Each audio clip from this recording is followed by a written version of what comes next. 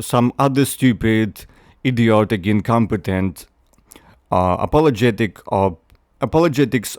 of the left,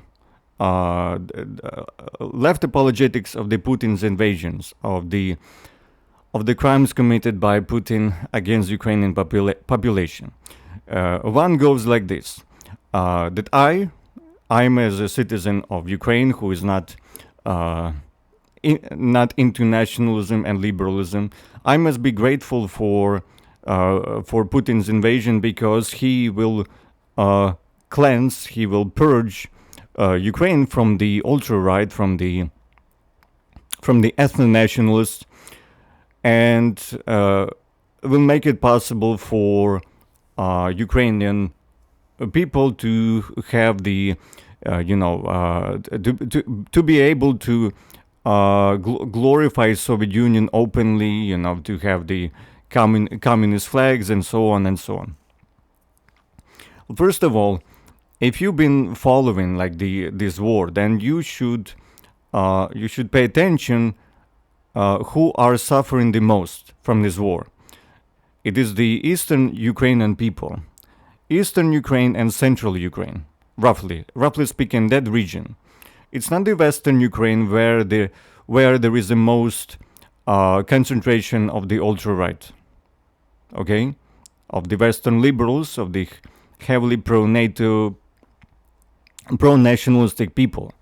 No, it is the Eastern Ukraine, where these Russian-speaking in a majority and pro-Russian, I use it in quotation marks, pro-Russian people. Pro-Russian in a sense, I mean culturally, in terms of language, in terms of history, type of people live. This is where the biggest concentration of such people.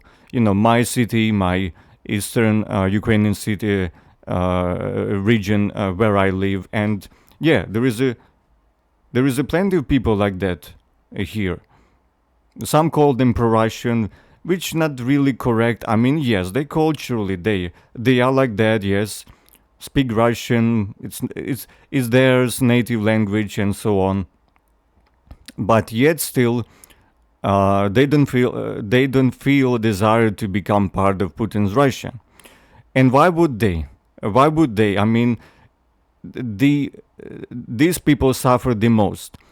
Day and night, the terror of the Putin's regime, the killings of the civilians, the killings of the innocent people, day and night, that suffered on this region, in these regions, and cities being wiped out from the face of the earth by these Russian degenerates, constant ruin that we have to suffer through because of the Russian degenerate scumbags.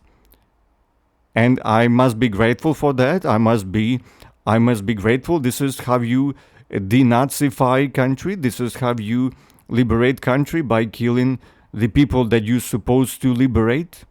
Seriously, are you really that brain dead? Are you really have no fucking intelligence? Look it up. Just look it up. In the last year or so, who suffered the most? Who suffered the most attacks by the drones, by the ballistics, by the rockets? Who suffered? The Eastern Ukrainian population. In my city, the people got killed all the time, day and night, in their homes. The people that this degenerate claims to liberate, to denazify. These people suffer the most. So I don't understand how one could be so brain dead to think that Putin came to Ukraine to save someone, to liberate someone. He doesn't care about anyone. He's a little tyrant, a sociopath, narcissist, egomaniac. He's a little poor excuse of a human being. He's just like I said, he's a kind of Nikolai II on steroids. This is whom he admires. This is who is he? A third-rate monarch a third-rate primitive monarch of the pre-Soviet period. That type of person. Okay. So this argument is a garbage argument. Another argument of the left goes like this: oh, you admitting that there is a ultra right in Ukraine, there is a like the on the streets and so on. Even though I like I said, I don't agree with the idea that Ukraine has a Nazi or fascist government. Okay, and yet, like I said, it would be stupid to deny that we have a rise in popularity in of the ultra right, of the, let's call them nationalists or whatever. I'm just call them ultra right. Let's just simplify it. Yes, that's true. That rise happened, like I said before, after 2014, after the aggression committed by the Russia.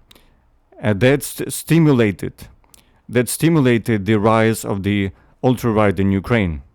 Chauvinistic, Russophobic, obviously, heavily anti-Russian, and that is the fault of the Putin's regime. That is his fault. That this degenerate started to annex territories, kill people, support the separatism, support separatists. This proxy war against the Ukrainian government and the rest of Ukrainian population. This is what started the rise of the Ukrainian ultra right. Okay, so this is again not only this, of course, again not just the only reason, but the main reason. This is the main reason why we have right now so much ethno-nationalism in Ukraine. Okay, so again, this is the consequences of the Russian imperialism since 2014. And 2022 full-blown invasion only made things worse.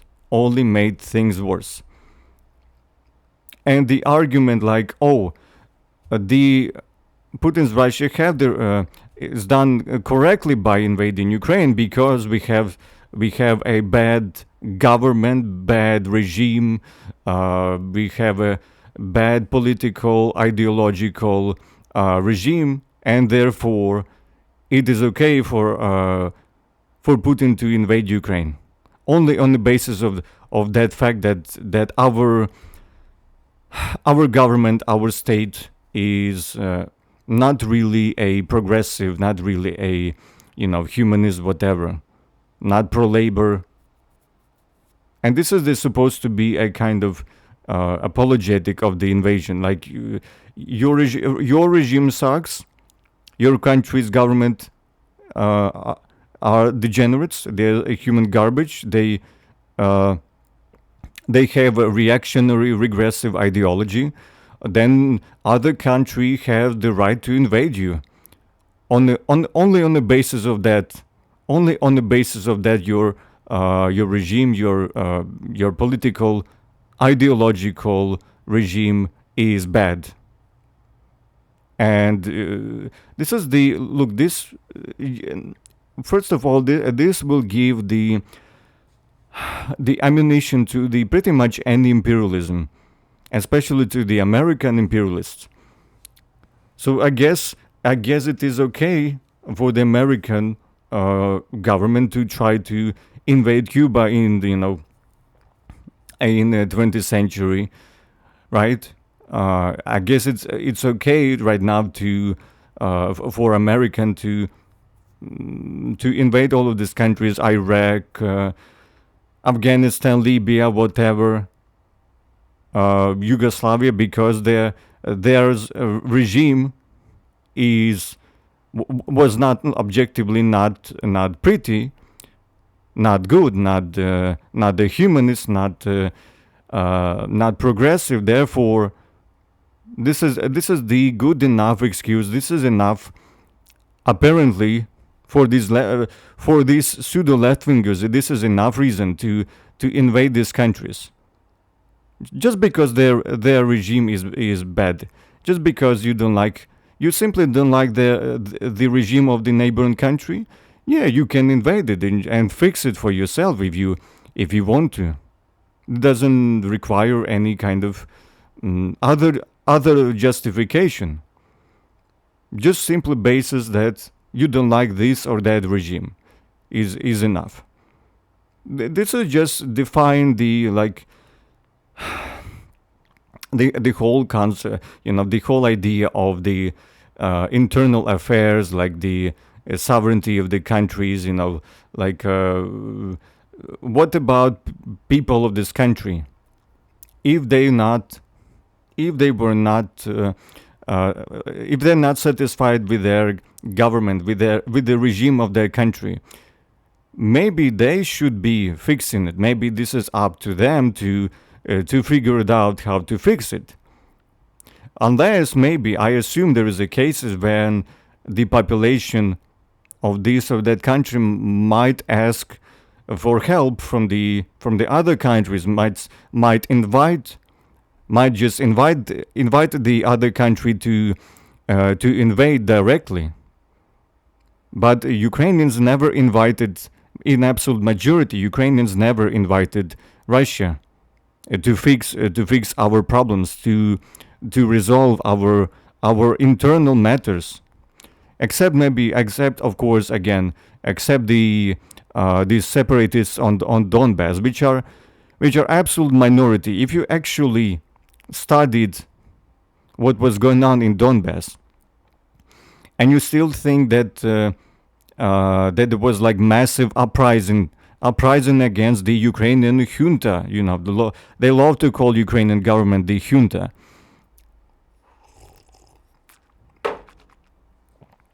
And if you actually look at the statistics, in the percentage terms, these separatists, they were extreme minority, just unbelievable minority.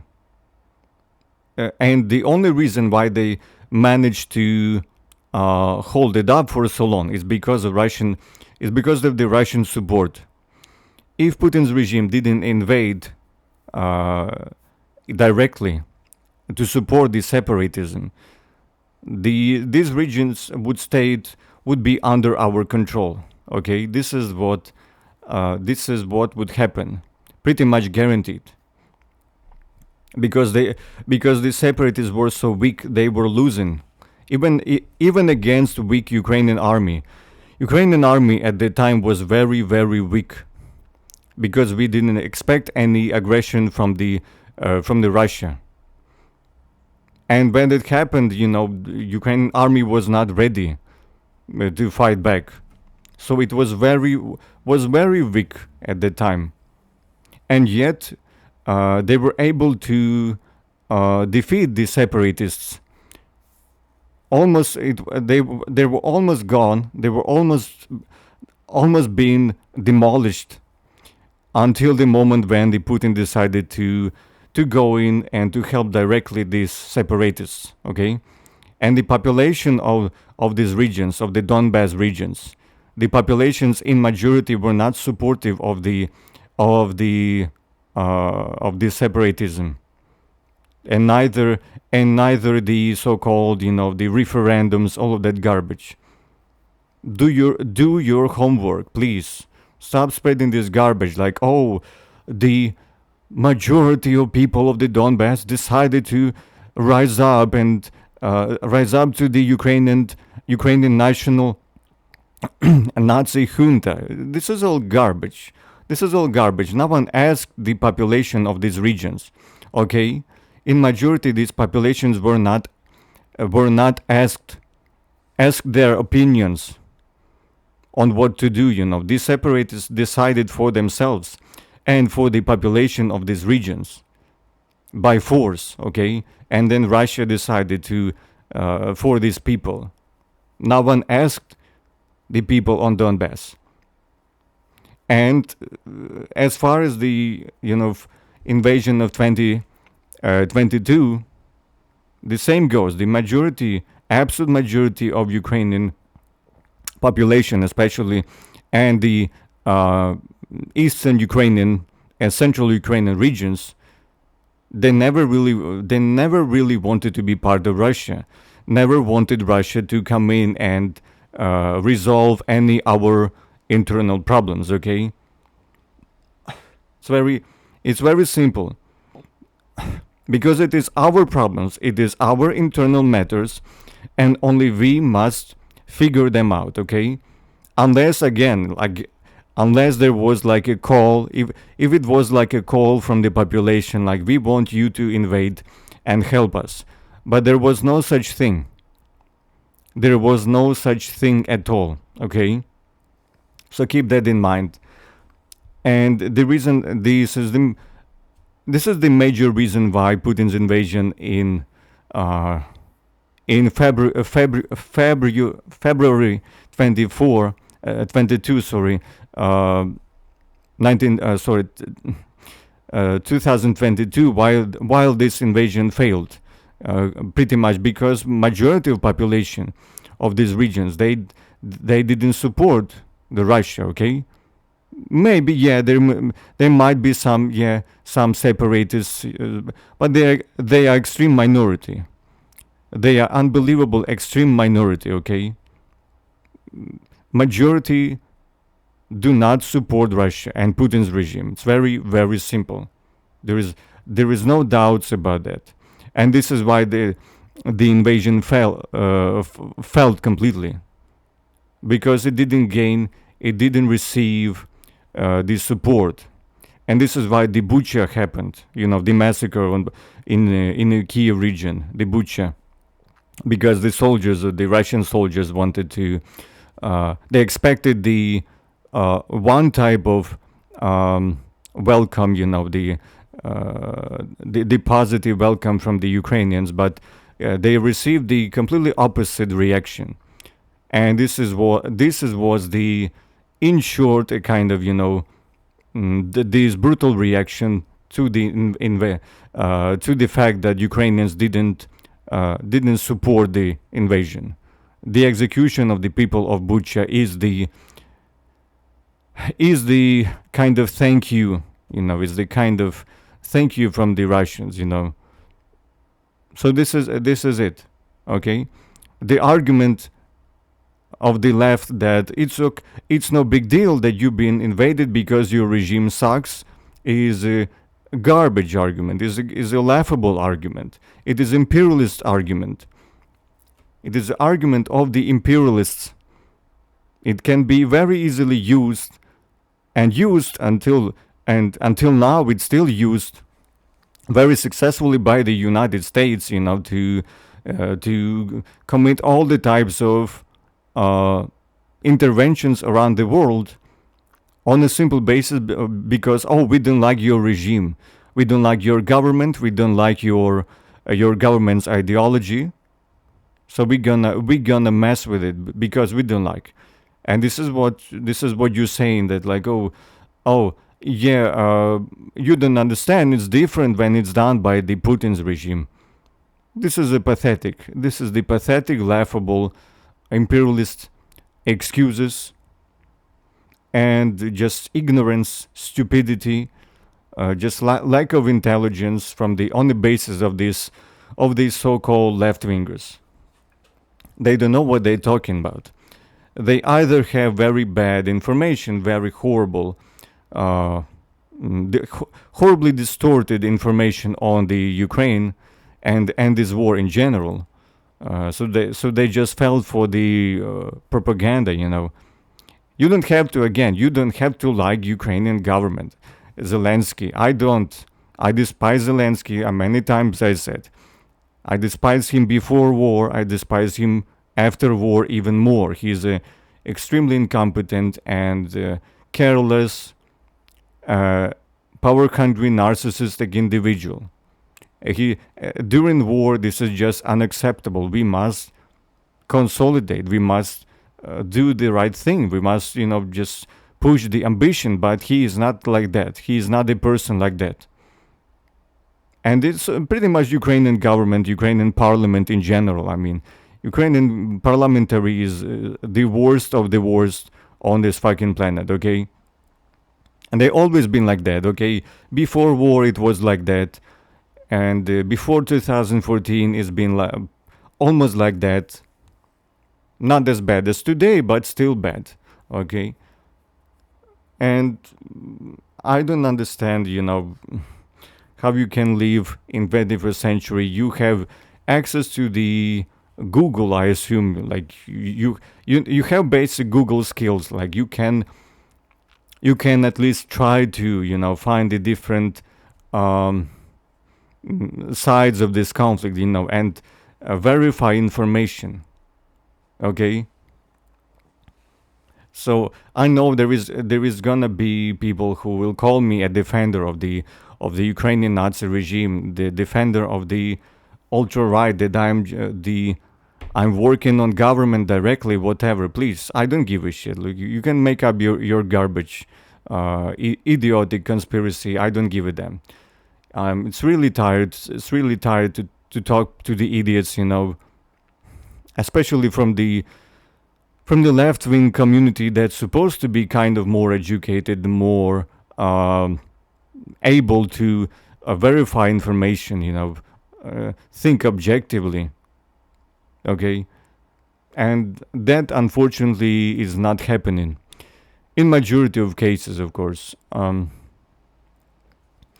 So yes, this is what I want to talk about. The one of the most common common arguments in defense of the Putin's war of conquest initiated under the guise of the saving Russian-speaking pro-Russian quote unquote Ukrainians. And as far as I brought the analogy with the Nazi Germany. Like I said, the pre-Soviet, pre-Nazi period of Germany and the 90s of Soviet of Putin's 90s of pre-Putin's period, they have the same type of similarities. I've already told you about that, and like I said, I'm not the Russophobe, but we must be objective. We must be consistent. To be consistent is to call the things for what they are. And today's Russians are imperialists. Yes, regional. Yes, very weak, highly relevant, but it's still imperialist. Primitive imperialists, very small in terms of, like in compared to United States, of course, very irrelevant imperialist country. And for many left-wingers, it's hard to understand the simple fact that today's Russians are not the same Russians as during the Lenin's and Stalin's period. This is not the same Russians. This is very different people, completely new generations. Yes, technically they all the same ethnicity, right? They speak the same language, and allegedly they have the same culture. Allegedly, which is not really correct, because if there's a huge difference between socialist culture and the capitalist culture. There is a huge difference. And for many left-wingers, it is hard to embrace the simple fact that today's Russians can commit such a crimes, can do such a evil things, even though they try to, these left-wingers, they try to make apologetics for the Russians on a basis, like I said, simply because, there's been good times in the 20th century. So they use the Soviet period as the indulgence, as the excuse, as the indulgence for the crimes of post-Soviet Russians. That's what it is. That's what it is. But today's Russians on the wrong side of history. They are committing crimes. They are on the wrong side of history. That's very simple. You just have to accept it. You just have to embrace it. And for some it might be hard to swallow, but yes, today's Russia have nothing in common with the Lenin's and Stalin's Russia. Okay, it's not socialist. It does not spread anything good around the world. Okay, it's just small imperialist country with a little tyrant czar monarch degenerate who thinks that he is that he is the reincarnation of the Peter the First, Nikolai the Second, whatever. So this is yes. So this is, I think, summary of my talks on the Ukraine versus Russia, uh, on the war in general, on the nature of regimes of the country. I think if you might have some questions, you can ask me. I will try to make another video to go into detail. I know there's gonna be accusations. Like I said, the stupid ones will say that I'm apologetics of Zelensky, of Ukrainian regime. I don't care. Look, tired of these people, tired of them. Really, they don't want to listen. Is they think that this is all, like either you support one regime or you support another. Like, they think in this category. Well, I don't. I don't. I support Ukrainian people. Okay, I support Ukrainian people, and always supported.